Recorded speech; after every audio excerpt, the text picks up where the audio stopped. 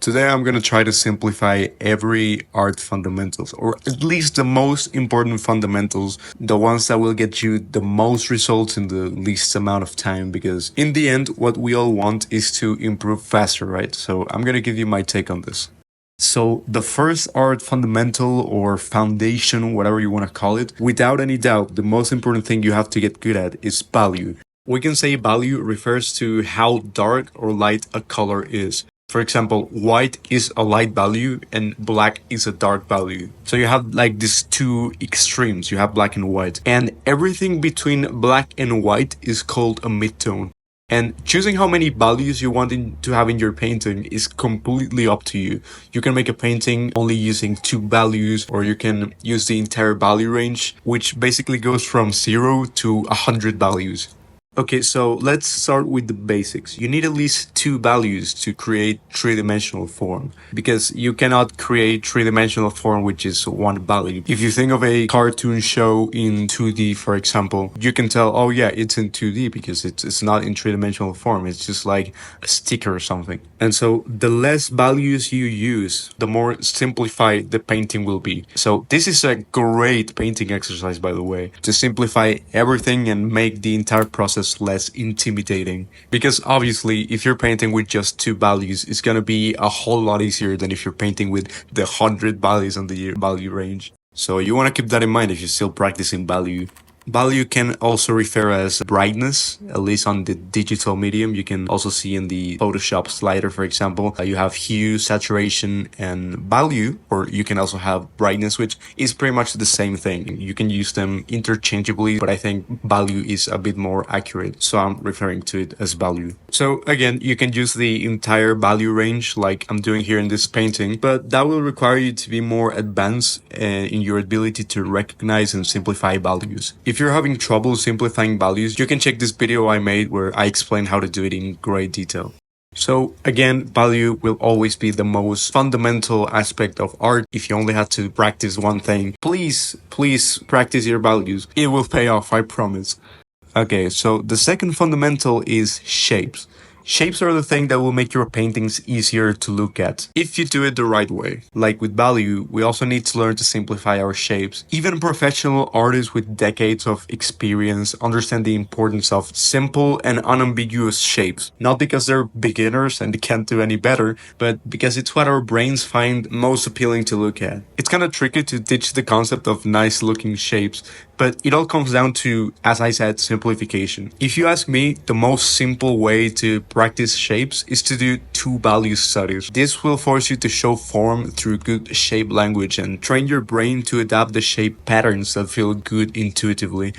Okay, so the third fundamental is edges. Again, this is just what I think is the most useful. I feel like this one is a bit neglected by artists, but it's also insane how much it can improve the appeal of your artwork. So you probably already know this, but there are 2 types of edges. You have hard edges and you have soft edges. Both are extremely important to master, and by this I mean learning how to balance the 2. Not only to know where to make a hard edge or a soft edge, but also making this a conscious decision every time you paint. You have to know where to leave a hard, definitive edge and where to make things blurry and blend with the rest of the values. However, you can still make amazing art with just hard edges. Nothing I say is really set in stone, so please keep in mind once you learn the fundamentals, you can be free to warp the rules as much as you wish. And I know I sound a little bit annoying, but a nice way to train this fundamental is by doing the same value exercise I was talking about earlier. I talk more in depth about all of these fundamentals and techniques in my paid program, so if you need someone to take you by the hand and having a shortcut instead of figuring out things by yourself, you can just check it out. It's in the first link in the description.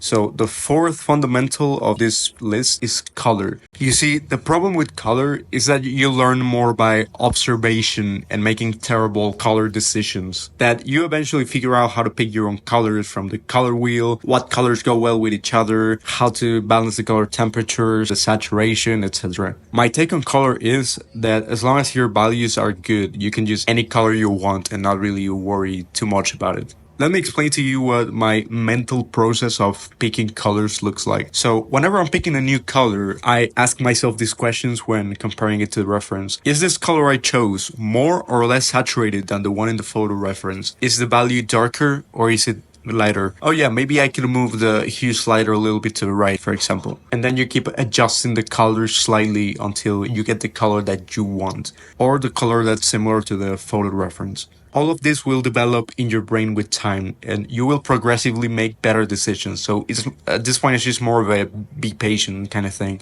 It's also important that you're able to be expressive with your colors. You know, choose the thing you found interesting and learn to exaggerate it. Maybe there's a bit of redness on the face and you highlight that feature. Or maybe the person is in strong lighting, so you exaggerate the exposure on the face, like I'm doing here in this painting, for example.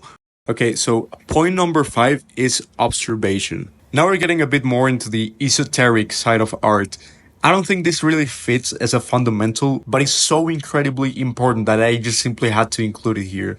Look, making art is not a physical skill. The magic is not happening in your hands, but in your brain. And the way you train your brain, the same way an athlete trains his muscles, is by being a good observator.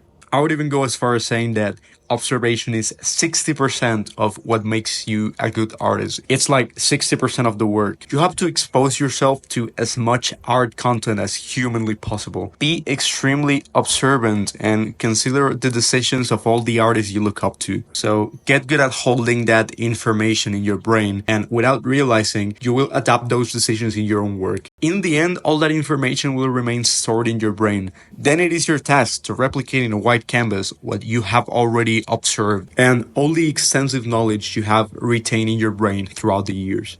I also know I missed a lot of other random fundamentals like composition, perspective, shape ratio, so on and so forth. But I wanted to include the most relevant aspects of art and make it digestible even if you're a beginner artist. But anyways, this is all I have to say for today. You can check my paid program if you're interested, first link in the description, and I'll see you in the next video.